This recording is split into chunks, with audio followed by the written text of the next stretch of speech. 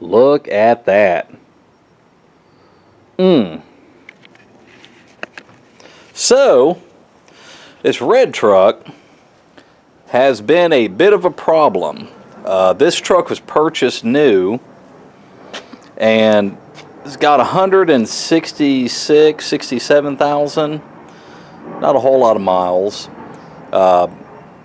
Haven't put so much an alternator, water pump, nothing on it. Transmission, engine, rear end, transfer case, everything is original. Untouched other than serviced. So, this truck has given me years of no issues until about 2 months ago, and I started having a bunch of oddball, like, what the hell's going on situations, and found some issues and been addressing things as we go. So we're going to call this the snowball effect, because it's quite fitting.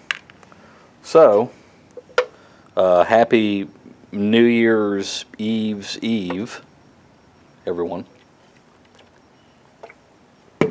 Alright, so I got in this bad boy to drive it. The airbag light was on. So I noticed the airbag light, and then it had the little thing for the seat belt.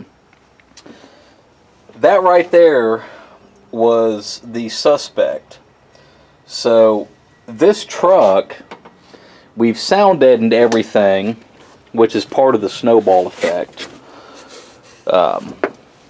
So to give you an idea, one morning coming to work, the airbag light was on, service, restraint system, and scanned it, had a lot of codes, yada yada. Pulled the seats out, and the sound deadener that they put in these things, this is a rubber mat truck. It's a work truck with an upgrade. So that's the sound deadener, which is basically a sponge, and there's the rubber mat. So what had happened is this truck had water intrusion issues, and I've heard about this, and a lot of people are like, we don't know. And I kept pouring water everywhere through the front, the doors, couldn't get nothing into the cab till I went over the back. So what had happened, the rear glass, like all the way around, the seal had hardened, and you could push the glass out like 1/8 of an inch. And these vents in the back of the cab, those are real bad. I had a lot of water come through there, so I popped these out and put a bead of Ultra Gray. You can use black urethane, whatever, and I even Ultra Grayed the sides of these so they're real tight and no more water. But yeah, all through here it was draining into the corner of the cab.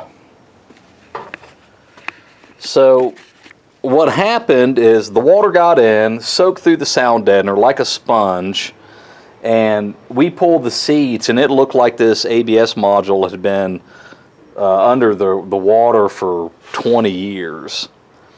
So got a new module, cleaned the connections, programmed it, and figured, why stop there? So the headliner in this truck was sagging.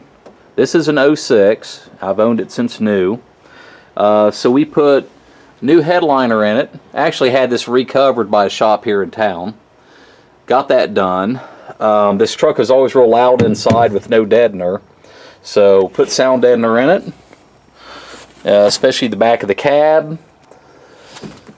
Trying to think here. The speakers. Yeah, the speakers quit working on this. So, good old cheapy factories. So we got replacements. Just something better than what I had, because I'm not putting a system in it. We just wanted something that works. We've got the depth set on all these to clear all the factory body panels. And the biggest issue, when they tried to program this truck, it wouldn't program. The communication circuits, the voltage was low due to continuity issues at connectors. I believe the technical term is fretting, F-R-E-T-T-I-N-G, and it's a very common problem on newer vehicles, and you've actually got to clean the connections and put this on. It's a contact enhancer.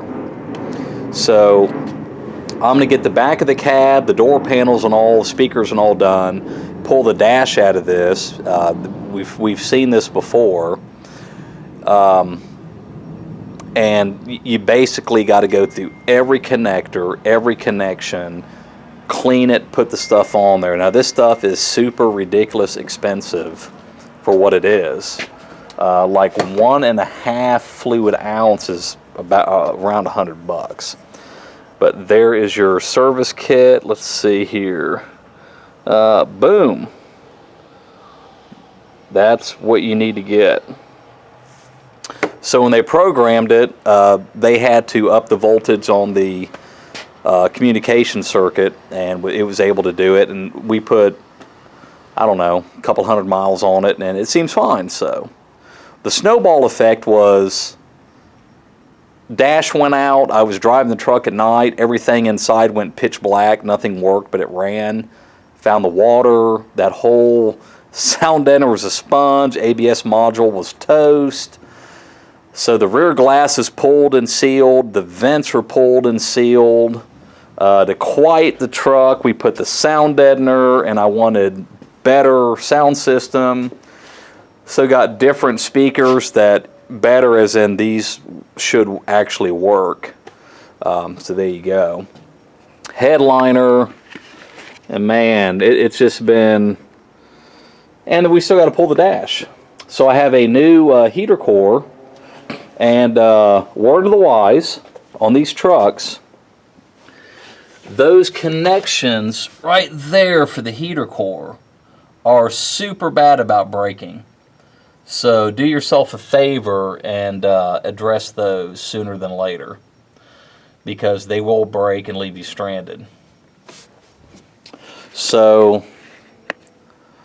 I have a lot of work ahead, and hopefully this thing will be better than ever and no more issues. So if you got a Chevrolet or a GMC and you notice water intrusion, really check the back glass and check those vents. You know, pull your seats forward, pull the back covers off the fire or the rear of the cab, and you'll see it's kind of shocking how much water actually will come beyond all that.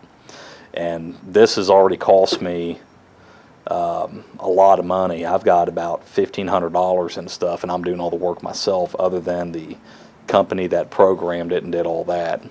So interesting, but all good in the hood. So there you go.